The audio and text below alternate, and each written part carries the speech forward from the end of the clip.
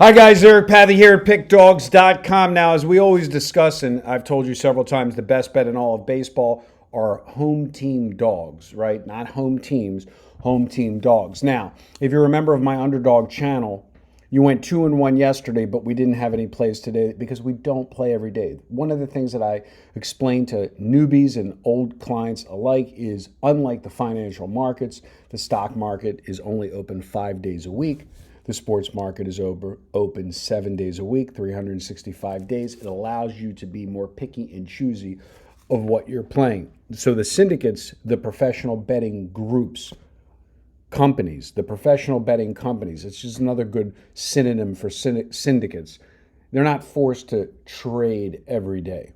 So they didn't have anything today. So I sent a message out after yesterday's 2-1. And I'll update you at the end of this video where I stand on this week in baseball. But with an absence of information, you can't go wrong taking a home team dog. So far, in terms of final games, what's interesting is Cubs win, home team big chalk favorite. The Red Sox win, big chalk favorite. There were 2 home team favorites this morning and 2 home team dogs this afternoon, Currently, right now, all 4 home teams are final and have won, but those dogs are also 2-0. Mets at a small plus price, followed by the Nationals at a small plus price. Remember, you're always laying more on the favorite side, and you're always getting robbed on the dog side. So with all this winning on the dog side, they have a huge spread. It's not like in 11 to 10 odds in football and in basketball. So, you're looking at a scenario where Seattle was minus 120, Mets were plus 5 cents in some spots. In some spots, they were pick'em.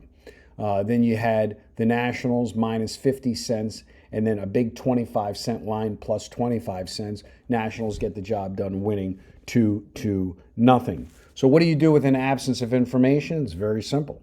If you're not a member of the Dime Club, you just want to trend bet that home team dog if you can get a plus price that's equal, plus 25 cents or better. Well, it's significantly better. Nationals are now plus 45 cents, so they've jumped up 20 cents overnight. Phillies also jumped up. Phillies are minus 75 cents, plus 45 cents. Yet today's game, there was a 25-cent spread. Now there's a 30-cent spread. So take the Washington Nationals as your system play. If you were a member of my service today, you got no plays in baseball. None. Nada. Zip.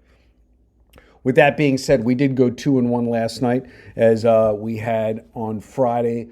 A dime better made $19.50 on Friday, as we had the Tampa Bay Rays winning 7-6. We had the Baltimore Orioles winning 7-0 plus 190.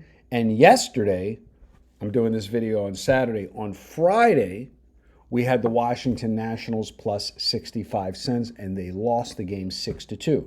But again, they won today, which is why it becomes a complimentary selection with an absence of information on this Sunday, the 17th, that you're watching this video.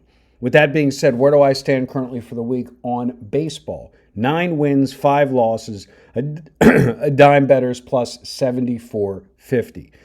So if you add that to yesterday's, and I'll do this on every Monday, but if you add that to yesterday, you're 45-38 plus 24,500 at a dime risk per game. That's since the All-Star break, plus 24,500, 45-38. So listen, a lot of people ask me about ROI. It's simple. You take the 45 plus the 38, 83. You take 83, you say, okay, that's 83,000. Remember, there's no juice when you're betting underdogs. 0 juice. You're just risking 1,000. Then you look at your return on investment, which is 24,500. So you take 24,500, you divide that into 83,000. 29.5%. So that's basically a 30% return. 8 times 3 is 24, right? 83,000 yields you in risk, yields you a 24,500. A lot of regular gamblers are obsessed with winning and losing dollars, Professional bettors are always thinking in risk versus reward. I've risked $83,000. I bought, let's say, a stock for $83. And now I can sell that stock that's gone up $24.50. It's the same thing here. It's not, oh, I made $24,500.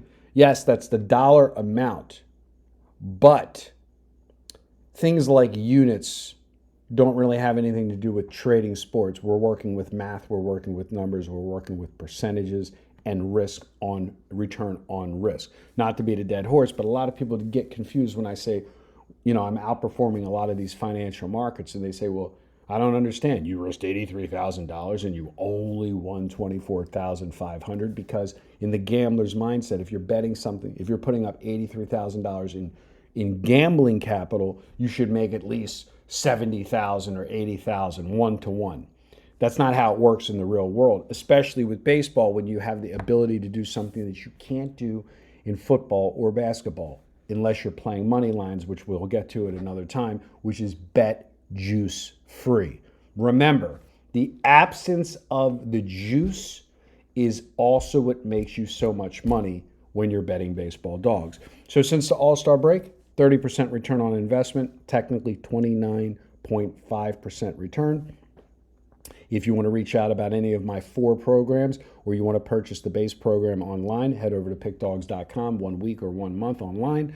And if you want to inquire about my 3 other options of service, by all means, reach out. Regarding my commentary on the comments yesterday, I've made an active decision. I'm not even reading the comments anymore. The negative ones, I'm going to completely just, because those people that make those comments are never going to be clients anyway.